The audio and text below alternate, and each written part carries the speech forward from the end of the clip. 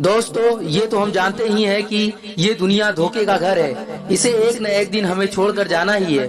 मोहम्मद सल्लल्लाहु अलैहि वसल्लम का फरमान है, अक्लमंद शख्स वो है जो मरने से पहले मरने की तैयारी कर ले, मतलब कि नेक अमाल करता रहे। मौत से कोई न बचा है और न बचेगा।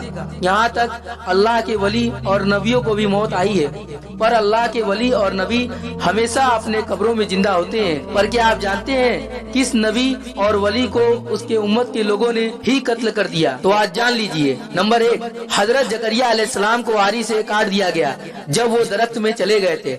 नंबर 2, जब बादशाह के कहने पर हजरत यहिया अलैहिस्सलाम को आरी से काट दिया गया। नंबर 3, हजरत ईसा अलैहिस्सलाम को कील पे गाड़ कर रखा गया। कुछ लोग मानते हैं कि उससे उनकी मौत हुई, पर इस्लाम मानता है कि उनको सूली पर चढ़ाने से मौत नहीं हुई। नंबर 4, हजरत अली रजी अल्लाह ताला को भी शहीद कर दिया गया। नंबर 5, हजरत हसन रजी अल्लाह ताला को भी शहीद कर दिया गया।